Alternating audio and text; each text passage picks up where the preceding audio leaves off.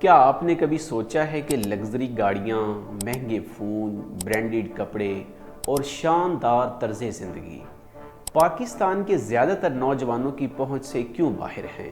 کیا اس کی وجہ صرف محنت کی کمی ہے یا اس کے پیچھے کچھ بڑے معاشی اور سماجی عوامل شامل ہیں؟ آج کی ویڈیو میں ہم جانیں گے کہ پاکستان کے نوجوانوں کے لیے لگژری لائف سٹائل افورڈ کرنا اتنا مشکل کیوں ہے اور اس مسئلے کی اصل وجوہات کیا ہیں۔ سب سے پہلی اور سب سے اہم وجہ ہے کم آمدنی، یعنی کہ لو انکم۔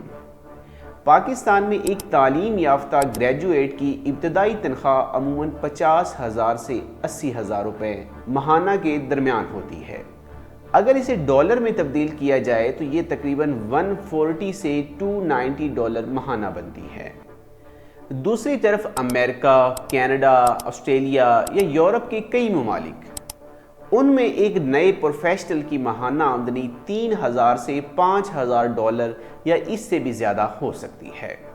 اس فرق کی وجہ سے پاکستانی نوجوانوں کی آمدنی کا بڑا حصہ صرف بنیادی ضروریات پوری کرنے میں خرچ ہو جاتا ہے، جبکہ لگژری چیزوں کے لیے بہت کم یا کوئی رقم نہیں بچتی۔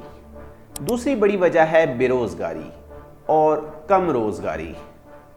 سرکاری اعداد و شمار کے مطابق نوجوانوں میں بے روزگاری کی شرح تقریباً 10% کے قریب پہنچ چکی ہے، لیکن اگر پارٹ ٹائم جابز، لو پینگ جابز اور آؤٹ آف امپلائڈ نوجوان کو شامل کیا جائے تو صورتحال کئی زیادہ سنگین نظر آتی ہے۔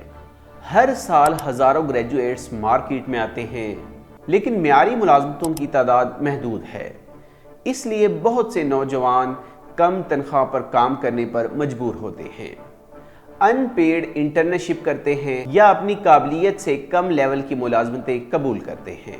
تیسری وجہ ہے روپے کی گرتی ہوئی قدر اور مسلسل مہنگائی۔ گزشتہ چند سالوں میں پاکستانی روپے کی ویلیو میں نمایاں کمی آئی ہے۔ اگرچہ کچھ شعبوں میں تنخواہوں میں اضافہ ہوا ہے، لیکن مہنگائی نے ان اضافوں کا بڑا حصہ ختم کر دیا ہے۔ آج موبائل فون، لیپ ٹاپ، گاڑیاں، برانڈڈ کپڑے اور دیگر امپورٹڈ اشیاء پہلے کے مقابلے میں کہیں زیادہ مہنگی ہو چکی ہیں، کیونکہ ان کی قیمتیں عالمی منڈی اور ڈالر سے منسلک ہیں۔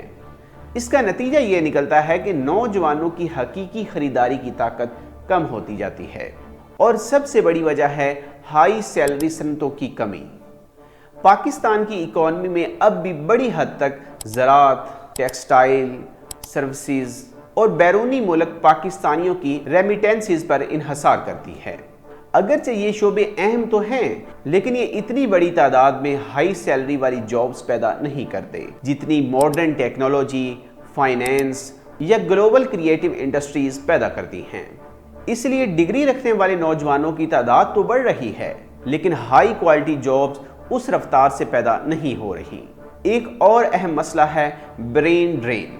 ہر سال بڑی تعداد میں Pakistani doctors, engineers, I T ماہرین اور دیگر ہنرمند افراد بہتر مواقع کی تلاش میں بیرون ملک چلے جاتے ہیں۔ وہ کنٹریز جہاں سیلریز زیادہ ہیں، معاشی استحکام بہتر ہے اور ترقی کے مواقع وسیع ہیں۔ اس رجحان سے مقامی معیشت کو بھی نقصان پہنچتا ہے اور نوجوانوں کے لیے معیاری مواقع مزید محدود ہو جاتے ہیں۔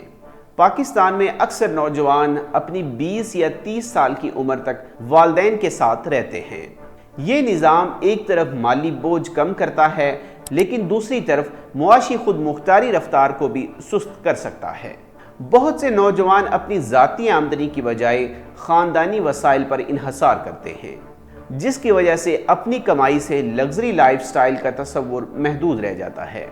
ماضی میں ایک مڈل کلاس فرد اپنی آمدنی سے گھر بنانے یا خریدنے کا خواب دیکھ سکتا تھا، لیکن آج صورتحال کافی مختلف ہے۔